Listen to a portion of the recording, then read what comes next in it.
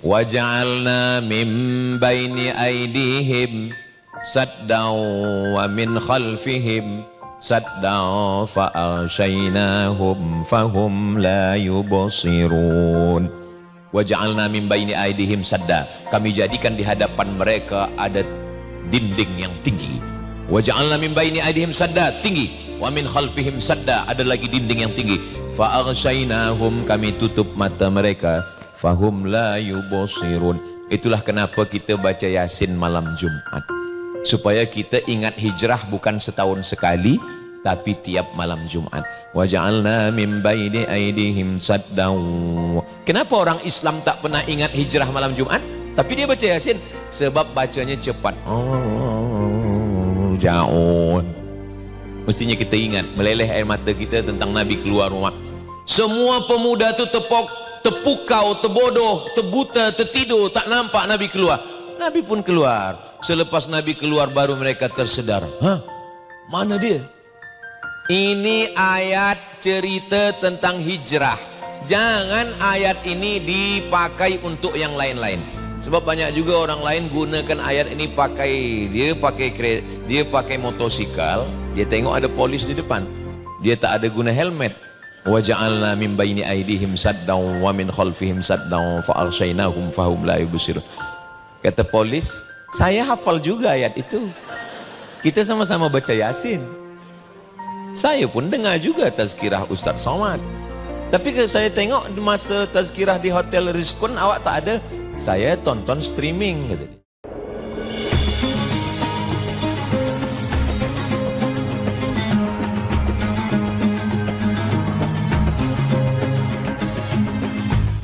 Hadiahkan untuk almarhumah ibu, almarhum ayah, kita dapat, orang tua pun dapat. Assalamualaikum warahmatullahi wabarakatuh. Bapak, ibu, abang, kakak, adik, sahabat jamaah dimanapun berada, ma'akal tafa'afnaita, makanan yang dimakan berubah menjadi kolesterol, diabetes, jantung, gula, dan lain sebagainya. Wa malabista fa'ablaita, yang dibelikan ke pakaian, busuk, lapu, ketinggalan zaman. Wa mata saddaqta fa'amdaita, yang diwakafkan, disedekahkan, itulah yang akan kekal abadi. Rumah besar hanya menjadi kenangan, lapuk, berlumut, tumbang, tinggal. Ada kelas yang dipakai para penghafal Quran, itulah yang kekal abadi, mengalir pahalanya untuk kita. Hadiahkan untuk almarhumah ibu, almarhum ayah, kita dapat, orang tua pun dapat. Satu lantainya 4 kelas, totalnya 16 kelas, tempat santri belajar. Yang sekarang santri belajar di asrama. Asrama bisa dibuat kelas, tapi nanti pindahkan ke kelas semua. Mari kita support pembangunan, kirimkan semen, batu bata, kerikil, pasir, besi, dan lainnya. Berkah selalu, barakallahu fikum. Wassalamualaikum warahmatullahi wabarakatuh. Bismillahirrahmanirrahim. Assalamualaikum warahmatullahi wabarakatuh. Alhamdulillah wassalatu wassalamu ala sayyidina Muhammad ibni Abdillah wa ala alihi wa sahbihi wa man tabi'ahu wa mawalah. Subhanaka la ilma lana illa ma 'allamtana innaka antal alimul hakim. Rabbi shrah li sadri wa yassir li amri wa hlul 'uqdatam min lisani yafqahu qawli. Allahumma faqihna fid din wa 'allimna at-ta'wil warzuqna fahmal mursalin. Tadi saya tanya kepada Puan Nur Khadijah, ini tak lama lagi azan asar. Terus kata beliau, Ustadz sampaikan saja tazkirah dulu. Kalau Tuan pergi ke Riau, jangan lupa membeli tembikar. Saya tahu Tuan Puan risau, karena kejap lagi sembahyang asar. Kalau Tuan pergi ke Riau, teruskan pergi ke Makkah.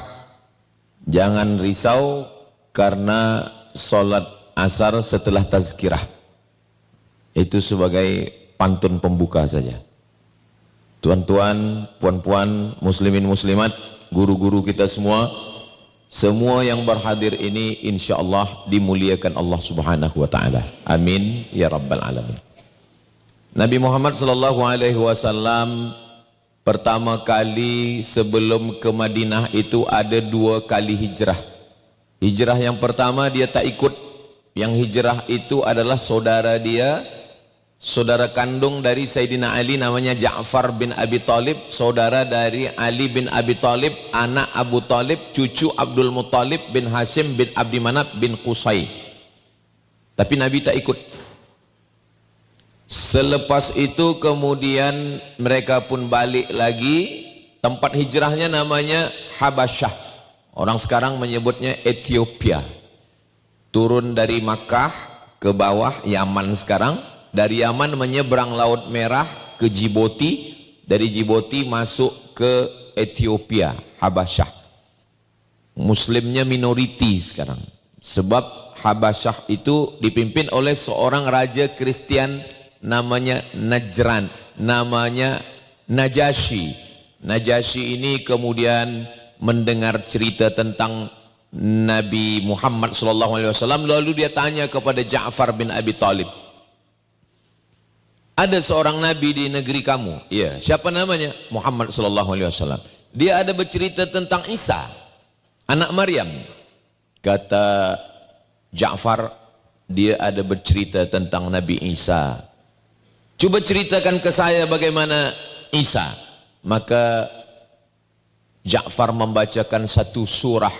Dalam Al-Quran itu ada dua surah yang khas bercerita tentang Nabi Muhammad SAW. Yang pertama tentang ibu Nabi Isa, yaitu surah Maryam selepas surah Al-Kahfi. Yang kedua adalah Maryam punya ayah namanya Imran. Imran punya istri namanya Hannah.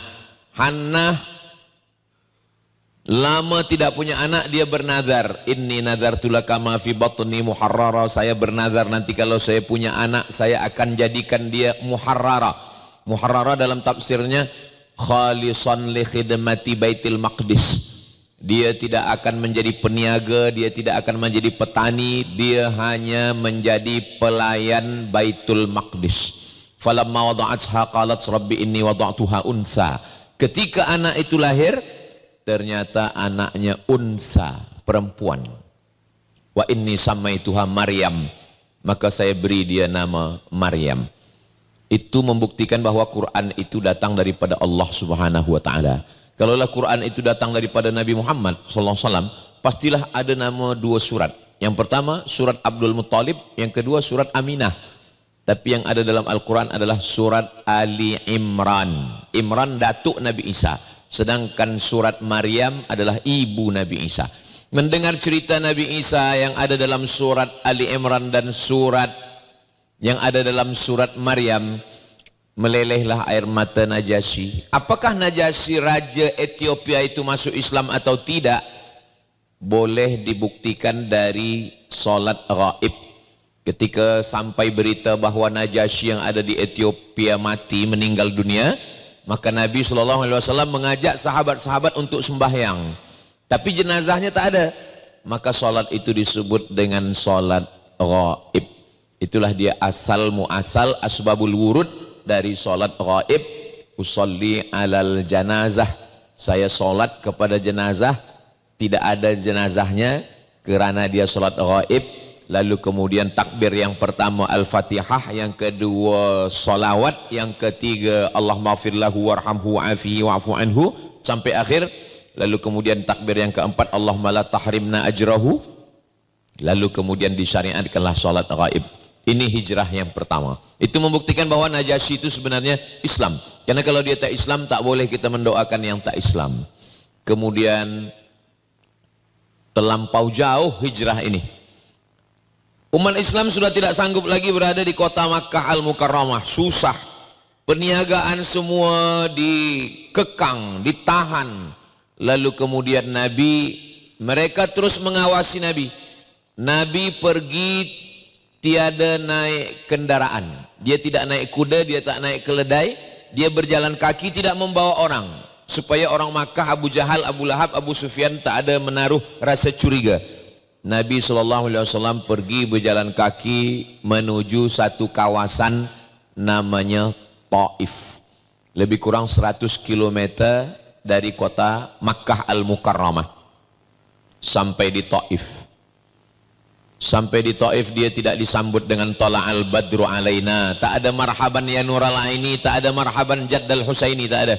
Sampai di Taif mereka lempar Nabi dengan batu, dengan kayu, dengan tulang unta, sampai seliparnya berdarah karena salah satu batu itu kena ke kakinya, kakinya berdarah. Apa kata malaikat Jibril alaihissalam?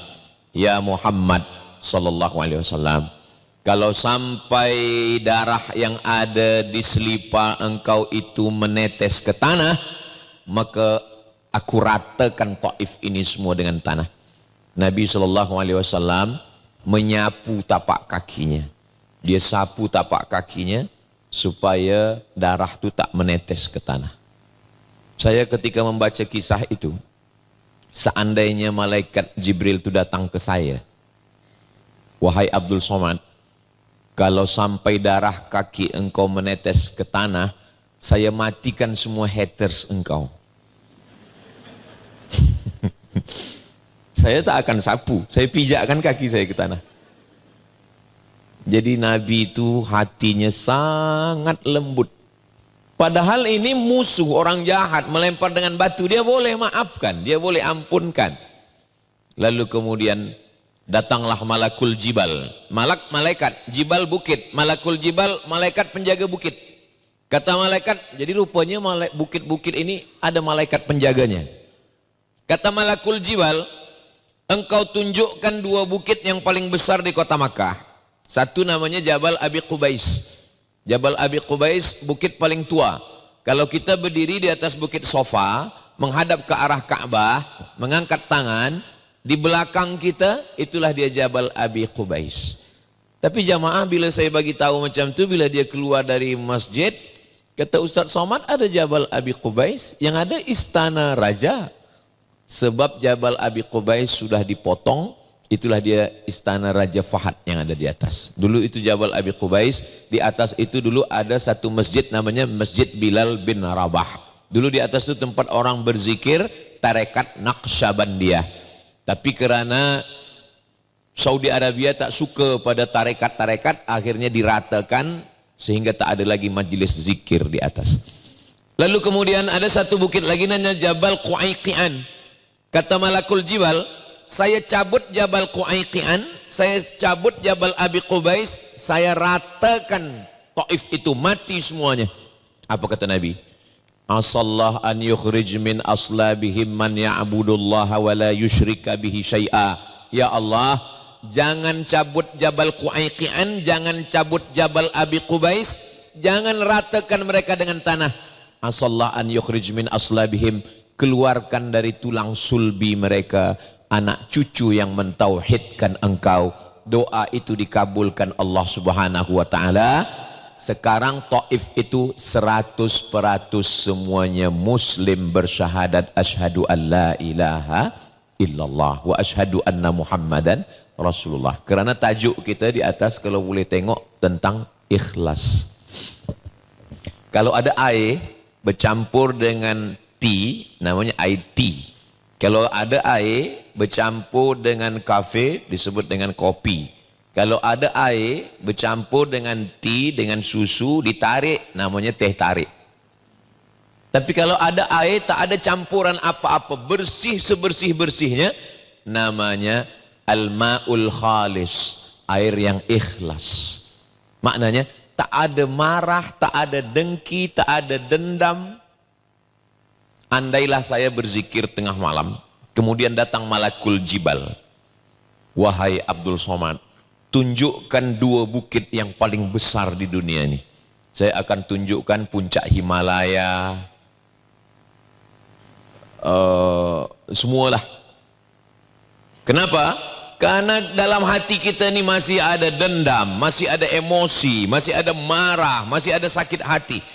Nabi Muhammad sudah hilangkan itu semua. Mudah-mudahan kita dengan banyaknya mengkaji tentang Nabi ini, lama-lama hati kita semuanya ikhlas, bersih karena Allah subhanahu wa ta'ala. Amin. Lalu kemudian selepas itu Nabi pergi bernaung ke satu taman, kebun punya orang kafir musyrik.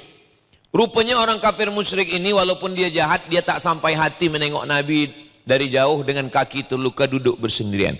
Maka dia suruhlah budak sahaya dia, budak hamba sahaya, namanya Addas namanya.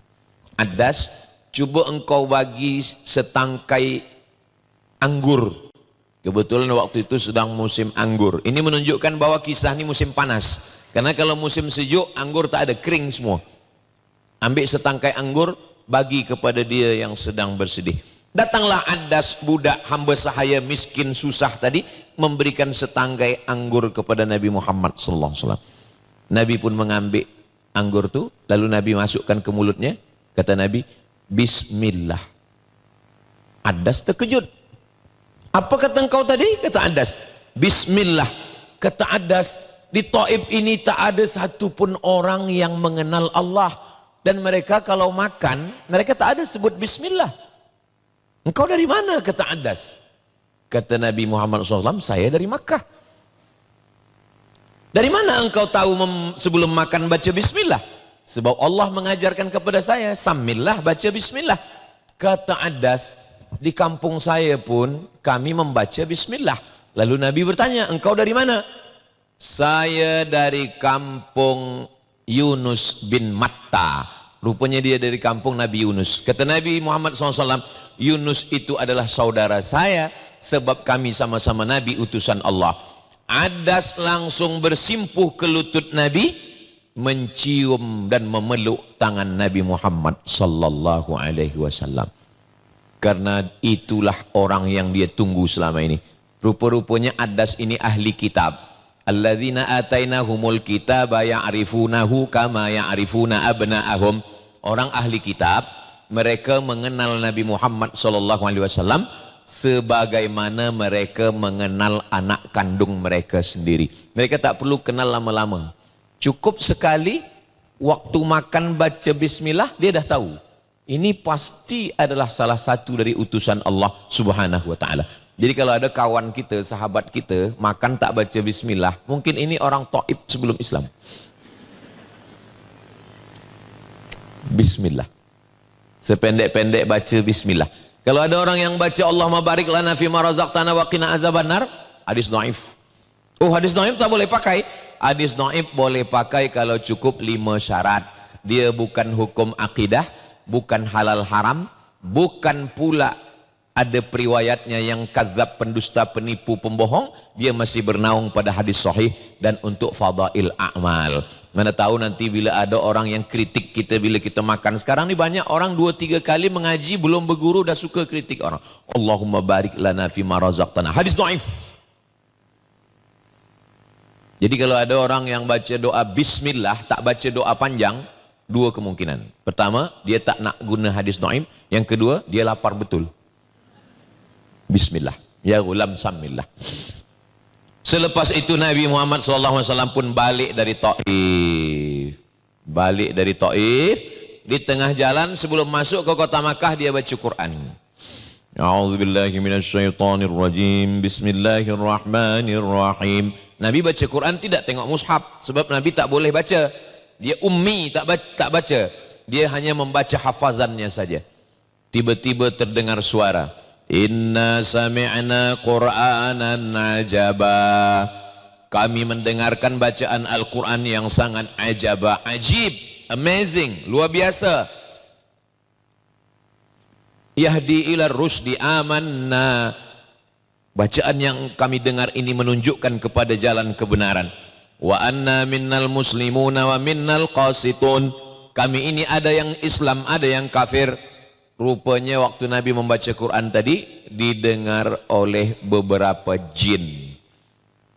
Itulah turunnya surat Al-Jin. Dan tempat Nabi membaca Quran yang ada jin itu, itulah dia masjid. Ini sofa, ini ma'la. Dari sofa Marwah, dari Marwah ke Ma'la. Sebelum Ma'la ini ada masjid kecil namanya Masjid Jin. Maka di atas masjid itu ditulis surat Al-Jin. Qul uhiya ilayya annahu istama'a nafarum minal jinni inna sami'na Qur'anan ajaba yahdi ila rusdi. sekelompok jin mendengar Nabi membaca Al-Quran. Apa pelajaran dari sini? Kalaupun orang Taif tidak mau mengikut kamu ya Muhammad sallallahu alaihi wasallam, tapi ada beberapa jin yang masuk Islam. Nanti kalau pergi ke Makkah, berangkat umroh, ziarah ke Ma'la, solatlah di masjid jin. Tapi niatnya jangan lain-lain, hanya solat saja. Sebab banyak juga beberapa jamaah ni solat masjid jin, nak bawa jin pula balik ke kampung.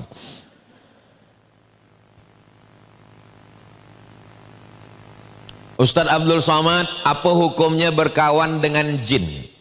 Saya pernah ditanya jamaah, kata saya ni orangnya susah nak percaya.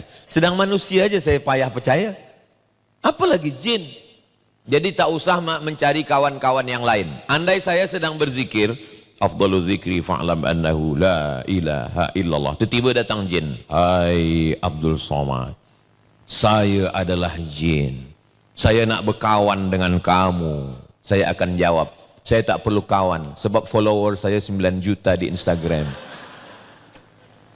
Sombongnya Ustaz Somad. Bukan sombong, maksud saya yang belum follow lah. Jangan berkawan dengan jin, sebab jin ni banyak yang mengaku elok, baik. Lah itu Nabi Muhammad SAW, Nabi dijaga Allah Ta'ala. Sedangkan Nabi Sulaiman dijaga Allah. Nabi Sulaiman datang burung hudhud. Kata burung hudhud, saya menengok ada satu kerajaan, rajanya ratu perempuan namanya Ratu Bilqis.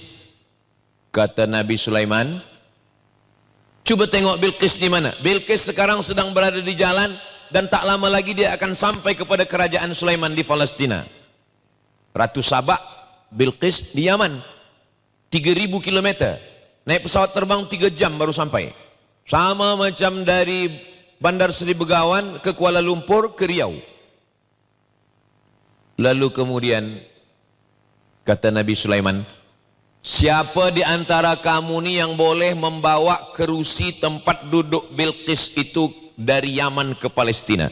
Nabi Sulaiman bertanya, ayyukum ya'tini bi'arsyiha qabla an ya'tuni muslimin. Siapa yang boleh membawa kerusi tempat duduk Bilqis dari Yaman ke Palestina sebelum dia sampai? Sebelum dia sampai, kerusinya dah sampai duluan. Sebab Nabi Sulaiman ingin memberikan surprise kepada Bilqis. Nanti bila Bilqis sampai, dia terkejut. Kenapa kursi saya dah sampai duluan? Dia terkejut. Lalu kemudian, waqala ifritum minal jin. Berkatalah jin ifrit. Jin yang berkata, ana atika bihi qabla an ana atika bihi, saya boleh membawa kerusi Bilqis ke Palestina qabla an taquma mim maqamik, sebelum engkau tegak wahai Sulaiman, kerusi Bilqis sudah sampai kemari. Sebelum tegak tu kira-kira berapa second sebelum tegak? 5 second. 1, 2, 3, 4, 5 sampai. Kalau tak kena osteoporosis. Mudah-mudahan yang sakit-sakit sehat insyaAllah, amin. Tapi rupanya ada yang mengalahkan jin. Siapa dia? Wa qala allazi indahu ilmum minal kitab. Ada seorang lelaki, bukan jin, manusia yang punya ilmu. Apa kata dia? Ana atika bihi qabla an yartadda ilaika tarfuk. Saya boleh membawa kerusi Bilqis dari Yaman ke Palestina. Berapa lama? Qabla an yartadda ilaika tarfuk, sebelum mata engkau berkedip. Belum mata Sulaiman berkedip, kerusi dah sampai. Itu dah sampai tu.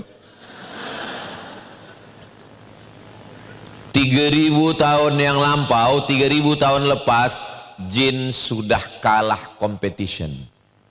Makanya kalau ada hari ini orang masih mencari pokok kayu, mencari sungai, mencari tempat air yang boleh disapu keluar jin, ada 3 permintaan. Kamu nak apa? Kata dia. Maka sesungguhnya dia sudah terlambat hidup 3000 tahun lampau. Sesungguhnya jin sudah lama kalah dengan kita. Maka kita dianjurkan untuk membaca 11 ayat supaya tak diganggu daripada gangguan sihir.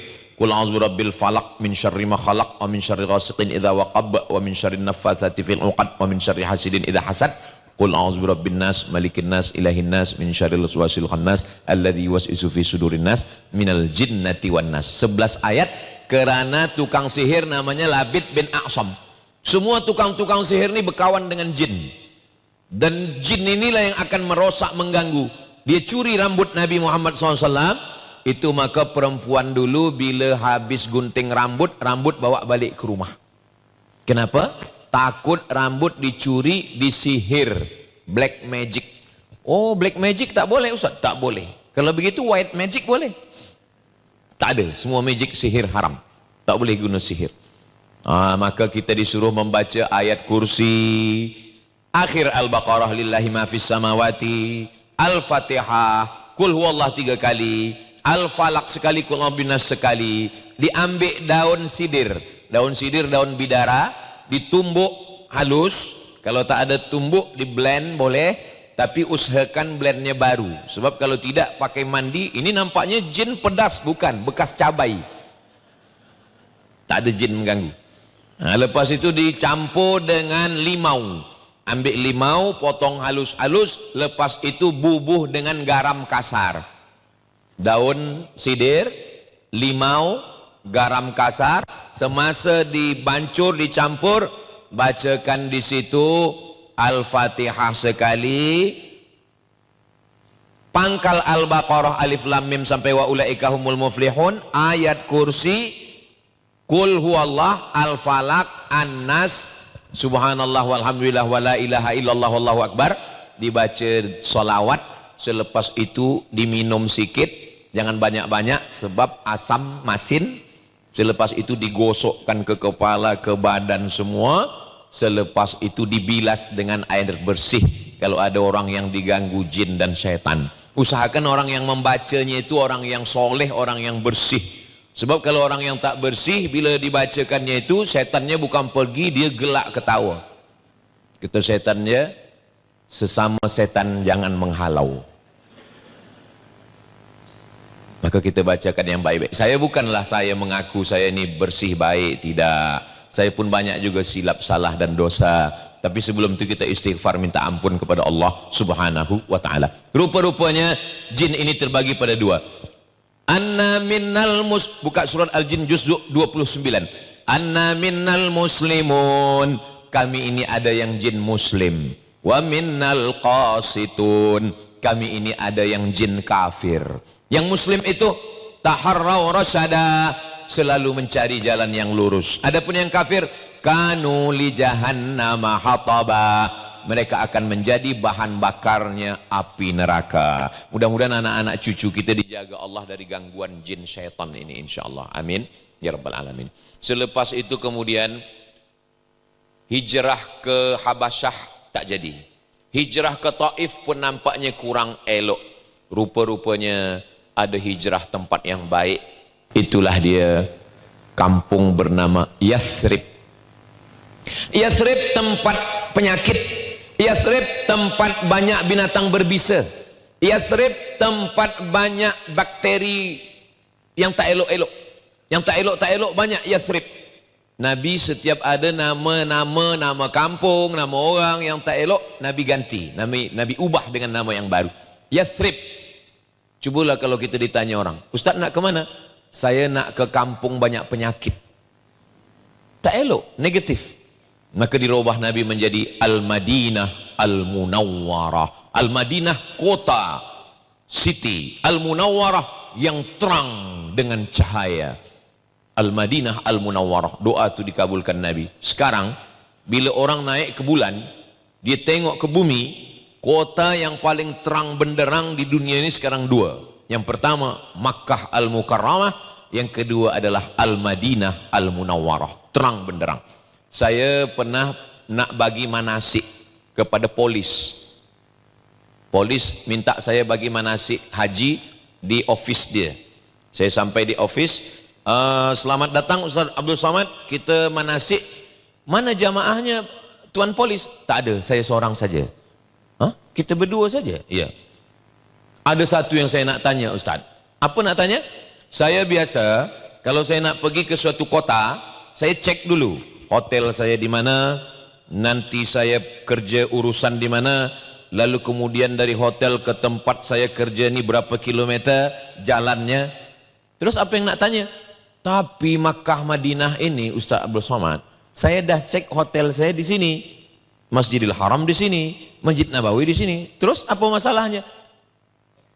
Aplikasi alat yang saya pakai nak tengok tu tak boleh tengok sebab terlampau terang. Macam mana nih Ustaz? Kata dia. Saya jawab, saya pun baru tahu sekarang. Dia polis, dia nak guna alat nak tengok tu pun tak boleh cek. Sebab apa? Sebab terlampau terang benderang. Orang kalau terlampau terang, kalau kita tengok lampu yang terlampau terang, mata kita silau, tak boleh. Itu maka puan-puan jangan terlampau banyak pakai skincare. Nanti suami balik silau, kata dia. Nah, sampai mana cerita kita tadi? Lalu kemudian Nabi Muhammad SAW pindahlah ke kota Al-Madinah Al-Munawwarah. Berawalnya hijrah ini daripada hari Khamis. Masya Allah, tabarakallah. Kita masa membuat jadual ini tak ada kita tengok hari Khamis semalam, hari ini hari Jumat. Dan memang hijrah ini berawal daripada hari Khamis. Pada hari Khamis berkumpullah semua kepala-kepala suku, kabilah-kabilah yang ada. Apa agenda mereka? Bagaimana membunuh Muhammad sallallahu alaihi wasallam. Bagaimana cara kita membunuh dia? Yang satu mengatakan, kita ikat tangan kaki dia, kita letakkan dia di samping Ka'bah, kita kurung dia dalam box, jangan bagi makan, jangan bagi minum. Biarkan dia mati kering di samping Ka'bah sebab panas. Yang satu tak bersetuju. Kata satu kepala suku, itu kita buat. Kata yang satu, saya tak bersetuju. Sebab apa? Sebab dia punya banyak pengikut. Nanti kalau pengikut-pengikut budak hamba sahaya yang kuat-kuat, budak-budak hitam dari Habasyah ini menengok tuan mereka disakiti, mereka nanti akan mengamuk, akan terjadi revolusi dan kita semua akan mati. Okey, ada idea lain? Yang satu mengatakan, kalau begitu kita hantar saja dia ke tempat yang jauh.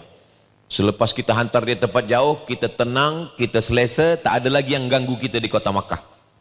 Ini pun tak boleh, sebab dia bercakap mulutnya manis. Orang semua nanti akan ikut dia. Bila dia pergi ke suatu tempat yang jauh, nanti di sana dia akan banyak pengikut, nanti dia akan balik ke Makkah, dia akan bunuh kita semua. Macam mana? Ada satu, ada idea. Saya ada idea. Macam mana? Nanti malam, tengah malam, kita masukkan seorang belia pemuda, dia bawa satu pedang, dia pancung kepala Muhammad sallallahu alaihi wasallam. Senang saja. Saya pun tak bersetuju, kata pengetua. Kenapa? Karena Muhammad ini bukan orang kecil. Muhammad anak Abdullah, Abdullah anak Abdul Muttalib, Abdul Muttalib anak Hashim, Hashim anak Abdi Manaf, Abdi Manaf anak Qusay, Qusay keturunan Adnan, Adnan keturunan Ismail, Ismail anak Ibrahim alaihissalam. Mereka ni bangsawan. Kalau di kampung saya namanya bangsawan. Bangsawan itu bangsa yang hidup di awan. Tinggi. Dia ini bukan orang biasa. Kalau sampai Muhammad sallallahu alaihi wasallam, kalau sampai dia mati terbunuh, semua Bani Hashim, Bani Qusay, Bani Abdi Manaf, Bani Abdi Muttalib akan mencari dan kita akan mati. Lalu kemudian mereka pun lama terdiam. Macam mana cara membunuh? Oh, saya ada idea. Macam mana? Suku kita semua berapa? 14. Jangan seorang yang bunuh. Kalau seorang yang bunuh nanti dia akan dicari. Lalu macam mana? Setiap suku kirim belia yang paling kuat tenaganya dan paling panjang pedang. Satu suku, dua suku, tiga, kabilah, semua 14 orang, nanti dia akan pancung kepala Muhammad sekali pancung. Dan kalau beramai-ramai yang buat salah, siapa yang nak ditangkap? Betul juga. Siapa yang punya idea ini? Namanya Abu Jahal.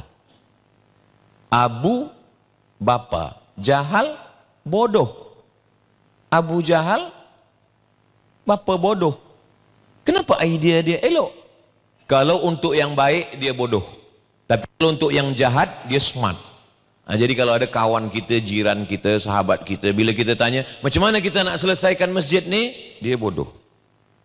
Tapi bila kita tanya, macam mana kita nak buat maksiat? Dia smart. Nah, ini namanya Abu Jahal. Macam mana kita nak bunuh Muhammad? Ayo kita buat ini. Bila kita buat? Dalam masa yang secepat-cepatnya, malam nanti. Hari Khamis malam Jumat. Hari Khamis malam Jumat, Nabi Muhammad sallallahu alaihi wasallam pun pergi ke rumah Abu Bakar Siddiq. Hari Khamis petang. Assalamualaikum ya Abu Bakrin Siddiq. Waalaikumsalam. Abu Bakar, malam nanti malam Jumat tengah malam kita hijrah. Kenapa malam ni kita hijrah ya Rasulullah? Sebab malam nanti ada 14 pemuda belia yang akan masuk ke rumah saya memancung kepala saya. Soalannya, kenapa Nabi Muhammad sallallahu alaihi wasallam tahu? Siapa yang bagi tahu mereka meeting pagi tadi? Itulah maka tadi pengacara kita bagi tahu semua handphone tolong off. Itulah sebab ada handphone ni yang boleh record. Rupanya masa berkumpul tadi semua berita itu sampai kepada Nabi Muhammad sallallahu alaihi wasallam. Yang membawanya siapa? Jibril alaihi salam. Kata malaikat Jibril, nanti malam ada 14 pemuda yang akan memancung kepala engkau, maka pergilah engkau. Maka malam itu Nabi pun keluar. Ketika mereka sedang berada di muka di hadapan rumah Nabi, mereka akan masuk, Nabi pun keluar. Itulah yang diceritakan dalam surat Yasin. Wa ja'alna min baini aydihim saddan wa min khalfihim saddan fa aghshaynahum fahum la yubsirun. Wa ja'alna min baini aydihim sadda. Kami jadikan di hadapan mereka ada dinding yang tinggi. Wa ja'alna min baini aydihim sadda, tinggi. Wa min khalfihim sadda, ada lagi dinding yang tinggi. Fa aghshaynahum, kami tutup mata mereka, fahum la yubsirun. Itulah kenapa kita baca Yasin malam Jumat, supaya kita ingat hijrah bukan setahun sekali tapi tiap malam Jumat. Wa ja'alna min baini aydihim saddan. Kenapa orang Islam tak pernah ingat hijrah malam Jumat tapi dia baca Yasin? Sebab bacanya cepat. Ja'un. Tak ada perenungan. Mestinya kita ingat, meleleh air mata kita tentang Nabi keluar rumah. Semua pemuda tu terpukau, terbodoh, terbuta, tertidur, tak nampak Nabi keluar. Nabi pun keluar. Selepas Nabi keluar baru mereka tersedar. Mana dia? Ini ayat cerita tentang hijrah. Jangan ayat ini dipakai untuk yang lain-lain. Sebab banyak juga orang lain gunakan ayat ini dia pakai motosikal, dia tengok ada polis di depan, dia tak ada guna helmet. Wa ja'alna min baini aydihim saddan wa min khalfihim saddan fa arshaynahum fahum la yubsirun. Kata polis, saya hafal juga ayat itu. Kita sama-sama baca Yasin. Saya pun dengar juga tazkirah Ustaz Somad. Tapi kalau saya tengok masa tazkirah di Hotel Rizkun awak tak ada. Saya tonton streaming, kata dia. Maksudnya bahwa ayat-ayat itu jangan salah guna. Ini kadang banyak lelaki balik malam lambat pukul 12 supaya isteri tak tahu. Wa ja'alna min baini aydihim saddan wa min khalfihim saddan fa arshaynahum fahum la yubsirun. Dia hidupkan lampu. Welcome, kata dia. Lalu kemudian Nabi sallallahu alaihi wasallam dia tidak hijrah. Dia naik ke atas Jabal Thur. Kalau turun Iqra bismi rabbikal ladzi khalaq khalaqal insana min 'alaqin iqra wa rabbukal akramul ladzi 'allama bil qalam, Jabal Nur. Kalau tempat Nabi 3 malam di atas transit Jabal Thur. Bezanya tulisannya sama, alif lam waw ra, tapi yang satu titiknya satu, Jabal Nur. Yang satu lagi titiknya 3, Jabal Thur. Banyak orang balik umrah, balik haji bercerita kepada jiran dia, saya naik ke Jabal Thur, padahal dia naik Jabal Nur. Yang bercerita lupa, yang mendengar tak tahu, sama-sama mengangguk. Tak apalah, beza sikit, Nur sama Thur sama-sama di situ. Asal jangan suami salah jawab bila ditanya istri. Siapa nama istri abang? Thur. Rupanya Nur. Nah, itu boleh hijrah, pindah ke alam lain. Naiklah Nabi ke atas bersama dengan Abu Bakar Siddiq selama 3 malam. Malam Jumat, malam Sabtu, malam Ahad. Itu maka saya di mana-mana tazkirah hanya 3 malam. Saya sampai di Bandar Sebergawan hari Rabu. Malam Khamis, malam Jumat, malam Sabtu. Sabtu balik. Maka saya kalau ditanya orang, kenapa tak boleh 4 malam Ustaz? Sebab Nabi transit hanya 3 malam. Lalu kemudian selama 3 malam, kenapa dia tidak terus saja hijrah? Sebab kalau dia terus hijrah, semua musuh dah menunggu. Ini maknanya dalam hidup mesti ada strategi. Hijrah itu bukan langkah kaki bismillahirrahmanirrahim la haula wala quwata illa billah. Tidak begitu, ada strategi tentang menghadapi hidup ini. Ini sekarang banyak umat Islam ini kalau ditanya, macam mana strategi kita menghadapi masa depan? Bismillahirrahmanirrahim. La haula wala quwata illa billah. Serahkan pada Allah. Itu bukan ajaran Nabi Muhammad SAW. Macam mana Islam ini mesti kuat? Mesti ada strategi. Maka Nabi SAW naik ke atas 3 malam. Siapa yang membawakan berita ke atas? News yang ada di hiruk pikuk di Makkah, orang mencari-cari berita ke atas. Ada seorang lelaki yang siang dia di Makkah, malam dia naik ke atas, namanya Abdullah. Siapa pula yang membawa makan di atas? Nabi tak berdoa minta makan, Allahumma anzil alaina ma'idatan minas sama', wahai Jibril turunkanlah makanan. Tak. Yang membawa makanan ke atas adalah Asma binti Abi Bakar. Memang dari dulu perempuan bawa makanan. Asma binti Abi Bakar. Ada pula seorang lelaki di bawah berpura-pura membawa kambing. Dia bagi rumput ke kambing. Sebenarnya dia adalah spy. Dia adalah mata-mata yang sedang menengok siapa yang akan naik ke atas. Siapa yang mengawani Nabi di atas? Yang menemani Nabi di atas adalah Abu Bakar Siddiq. Sebelum masuk ke dalam lubang batu, Abu Bakar Siddiq menahan Nabi SAW. Bila saya sebut Asma binti Abi Bakar bawa makanan, rupanya makanan sedang dibagi di belakang. Kata Abu Bakar Siddiq, jangan engkau masuk ke dalam lubang batu ya Rasulullah. Kata Rasul, kenapa tak boleh masuk? Mungkin di dalam ada binatang berbisa, mungkin di dalam ada binatang buas, mungkin ada ular. Sebab lubang batu ni kita tak tahu entah apa yang ada di dalam. Kalau aku yang mati, kalau saya mati, yang bersedih hanya anak istri saya saja. Tapi kalau engkau yang meninggal ya Rasulullah, tak sampai dakwah Islam ke semesta alam. Nabi menunggu di luar. Abu Bakar Siddiq masuk ke dalam membersihkan semua. Setelah dia tengok, dia cek tak ada, aman, bersih semua. Tapi ada lubang, ada lubang. Lalu Abu Bakar Siddiq duduk di lubang itu. Dia duduk di situ. Selepas itu dia katakan, masuklah wahai Rasulullah. Rasul pun masuk. Abu Bakar Siddiq dia luruskan kakinya. Abu Bakar Siddiq bersandar, meluruskan kakinya. Tengah malam dia pun tertidur. Nabi Muhammad SAW meletakkan tengkuknya ke atas kaki Abu Bakar Siddiq, tertidur. Tak lama tertidur, tak lama Nabi tertidur. Tiba-tiba Nabi terjaga, terbangun dari tidurnya. Nabi terjaga kena ada air yang menetes dari atas. Musim panas, tak mungkin ada air hujan, tak mungkin ada embun. Ini di Arab, bukan kita sedang berada di Brunei Darussalam. Kata Abu Bakar Siddiq, dia tanya, air apa ini wahai Abu Bakar? Kata Nabi kepada Abu Bakar. Kata Abu Bakar Siddiq, air mata Abu Bakar jatuh ke wajah Nabi. Kenapa engkau menangis Abu Bakar? Kata Abu Bakar Siddiq, rupanya di lubang yang dia duduk itu ada binatang berbisa menyengat kakinya dan dia tidak gerakkan. Dia tahan kakinya tidak bergerak. Dia boleh tahan kakinya.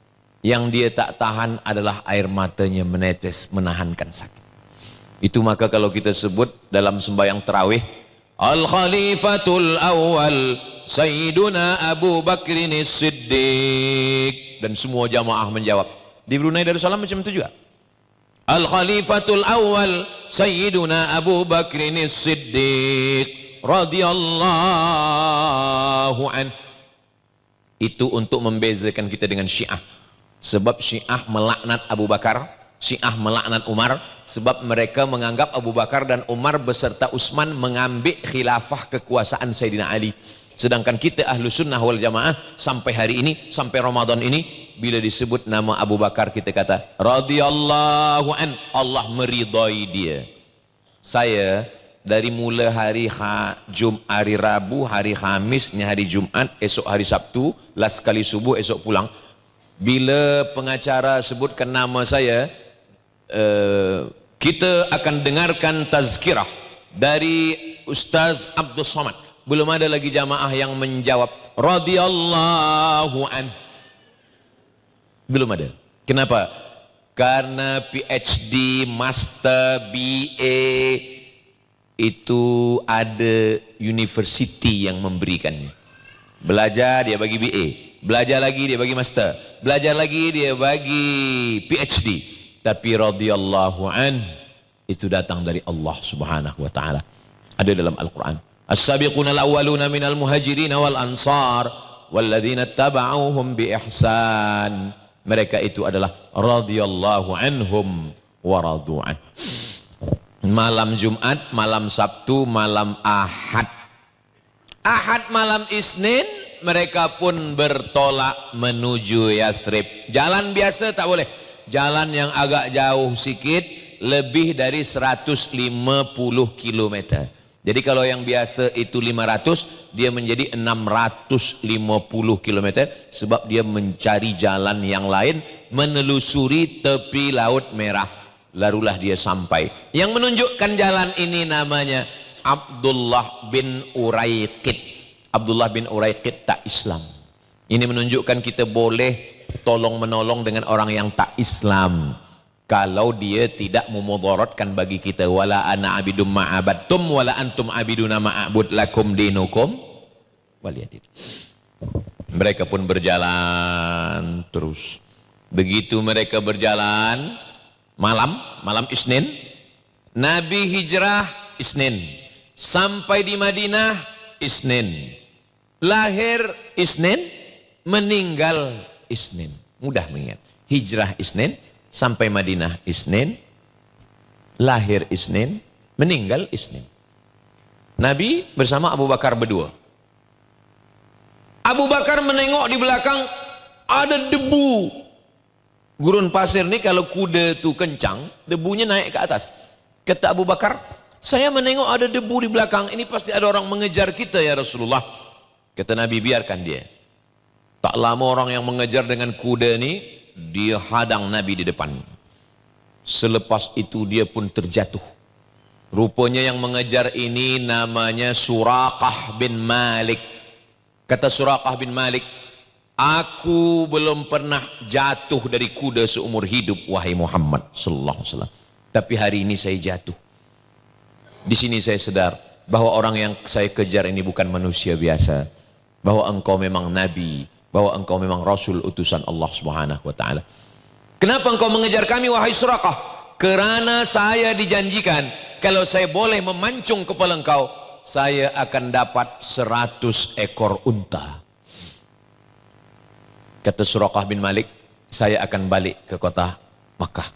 Apa jawab Nabi kepada Suraqah? Hanya satu saja. Aghib anna.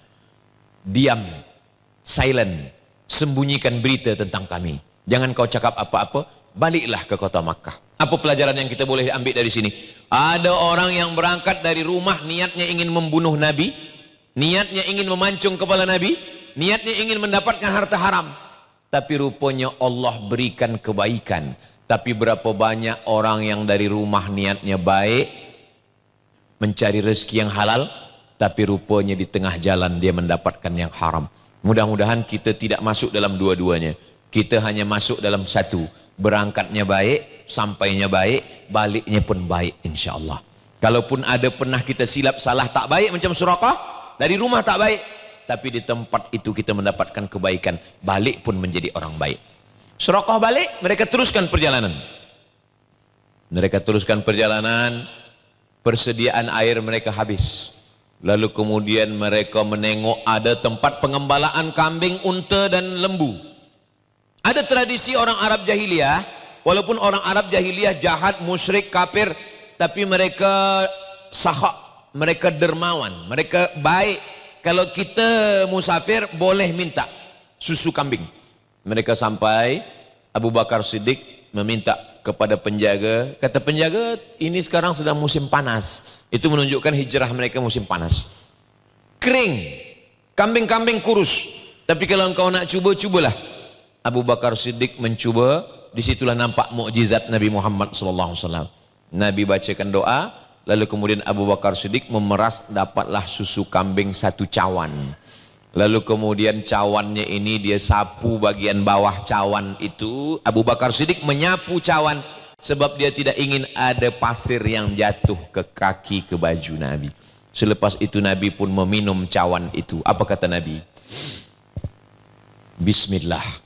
Selepas itu Abu Bakar menengok, kata Abu Bakar, fasyariban nabiyyu hatta irtawaitu. Nabi meminum air susu kambing itu hatta irtawaitu, sampai hausku hilang. Saya waktu membaca buku ini pertama kali, mungkin buku ini salah ini, sebab rasa-rasa Nabi minum, haus Abu Bakar hilang. Hah? Salah nih. Buka tengok kitab lain, sama isinya. Nabi minum, haus Abu Bakar hilang. Saya musafir dengan Ustadz Muaz, kami berjalan. Kemudian kami singgah ke tempat susu kambing. Lalu saya sila Ustadz Muaz minum. Apa kata saya?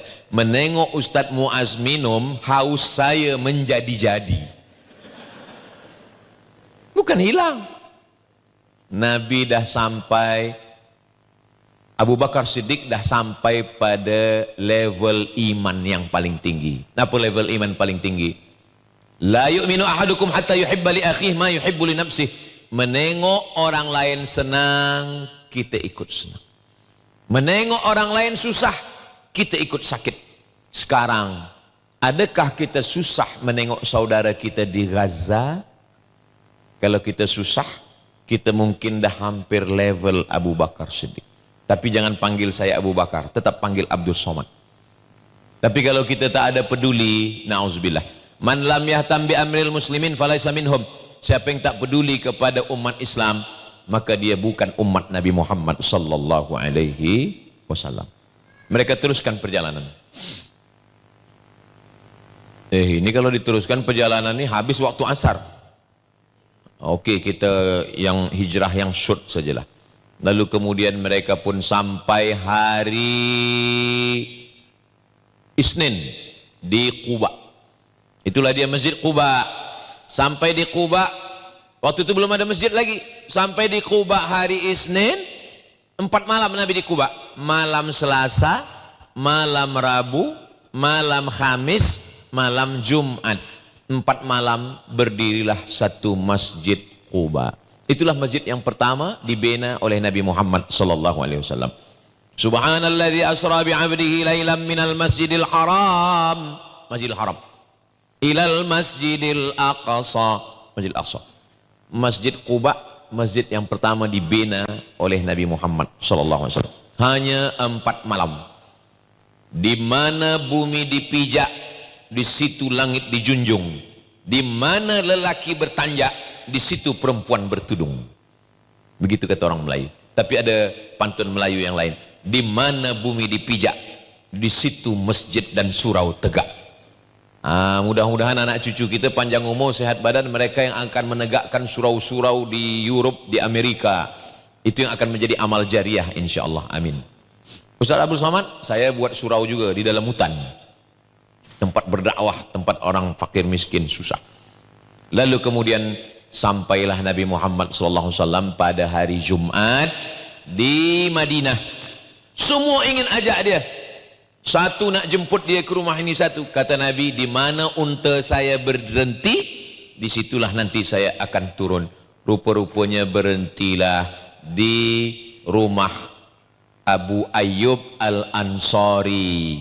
Nabi menumpang, sebelum ada rumah Nabi, Nabi menumpang di rumah Abu Ayyub Kalau di tempat lain saya bagi tazkirah, itu EJK bagi tahu, Ustadz waktu dah habis. Kalau di Brunei Darussalam, dia mati sendiri. Masya Allah, itu menunjukkan waktu dah habis. Jadi berhentilah, memang dah habis dah.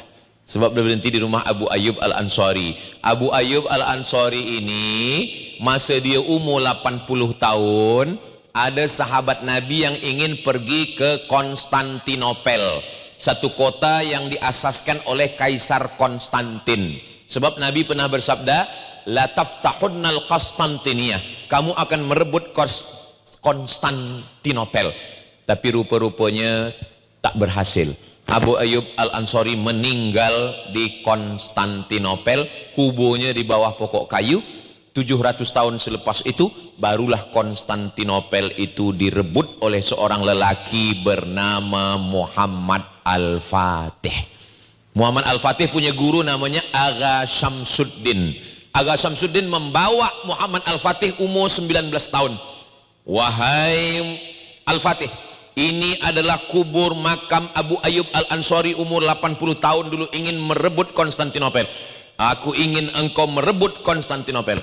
Maka selepas 700 tahun dah meninggal pun dia tetap memberikan semangat. Insya Allah panjang umur sehat badan, nanti kita ke Konstantinopel yang diubah namanya menjadi Istanbul, Turki. Itulah perjalanan hijrah yang boleh saya sampaikan. Terima kasih.